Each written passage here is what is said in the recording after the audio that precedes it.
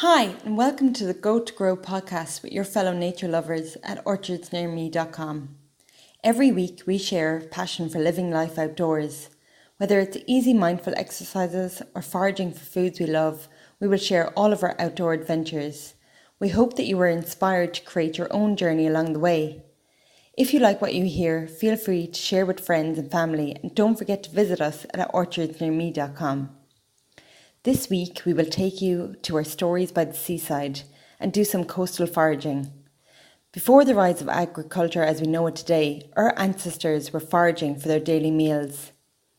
Many of the vegetables, spices, seaweeds and shellfish we find by the sea today will have been harvested by our ancestors in the past. Historically, people have always chosen to live by the sea as the shorelines offer plenty of nutrients for our diets. From the cliffs and sand dunes to the rock pools when the tides go out, there are food sources everywhere you look. Today, this tradition isn't as popular as we have got used to the age of convenience where our local supermarket offers everything we need for our daily meals. For those of you who haven't tried it, please give it a go or join us on a unique outdoor experience. There are treasures to be found in unexpected places, and it is the ideal way to spend an afternoon by the beach. Our coastal foraging treks take place in Ireland with the clean Atlantic coastline and predictable tides. Let's start with the weather. The weather in Ireland is always a good way to start a conversation. Sunshine, rain, wind and changeable weather patterns make Irish people fascinated by the weather at all times. I should know I'm Irish. My friends and family could spend hours discussing the forecast for the days ahead. You are never guaranteed to get warm weather when walking by the shore in Ireland. Raindrops come in all shapes and sizes. Tiny drops that sprinkle the ground, sideways rain that catches you off guard, warm drizzling rain that soaks you to the bone. But all of these weather conditions combine to make it an extra rewarding experience when you stumble upon some unique culinary treats. From fresh mussels to pools of winkles, you will find everything you need for a warm cup of seafood chowder along the Irish coastline. My first coastal foraging excursion was fruitful. As a child, my mother would buy us some small plastic buckets and short fishing rods to scoop out the seaweed from the giant rock pools along the coast of Clare. Picking was part of every stage of growing up. From child to adolescence, I made the transition from bucket to bag and back again when picking along the shore.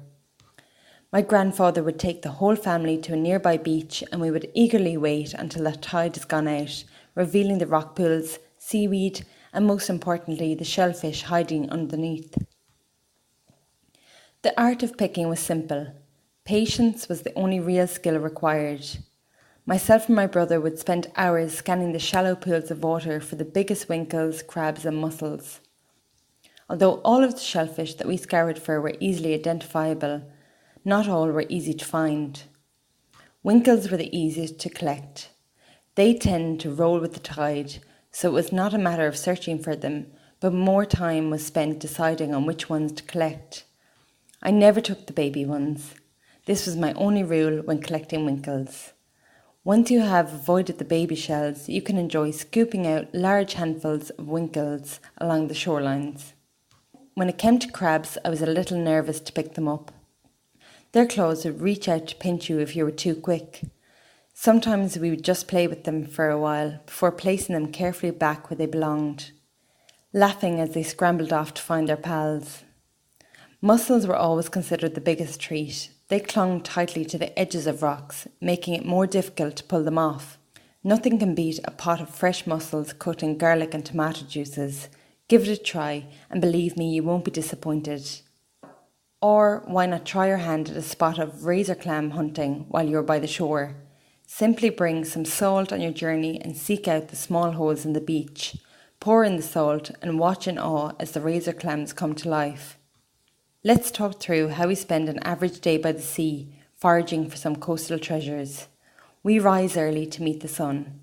After choosing a meeting point, we take some time to make sure we have all of the utensils we need. Bucket or basket, check. Pair of scissors, check. Seaweed guidebook, check. Hat and gloves, check. We prepare a picnic stuffed with local ingredients to give you a taste of the land. Fresh nettle pesto, brown soda bread, a flask full of tea, and some fruits are the basics we need. We are ready to rock in the rock pools by the wild Atlantic Sea. It is always best to go with a guide who has experience identifying the goods. After meeting up with our local guide, we walk towards the sea, taking time to talk to fellow foragers and enjoy the fresh air along the way. We spend some time scouring the seaside to find an ideal place to perch. This can take some time, but we have timed the tides so we know that the rock pools will be visible from the edge. FYI, always check the tides to ensure the tide is out before you get ready for your trip. With our warm cups in hand, we pour a hot cuppa while our guide gives us the lowdown on the items we would collect for the day. Mussels, periwinkles, seaweed and sea beet are a must.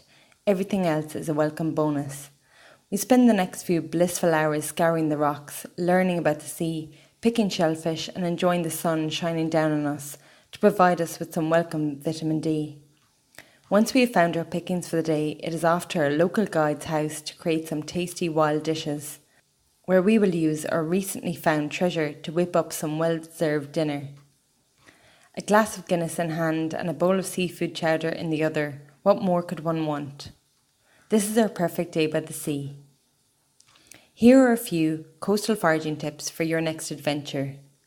Don't let the weather prevent you from getting outdoors. Remember that a little rain never hurt anyone. Leave enough for others. Every day we hear warnings of overfishing, so be mindful of this when you're out foraging by the sea. Make sure to wear suitable clothing. This is key to any foraging adventure. Waterproof shoes come in handy when you're playing in the rock pools. Don't be afraid of seaweed or crabs.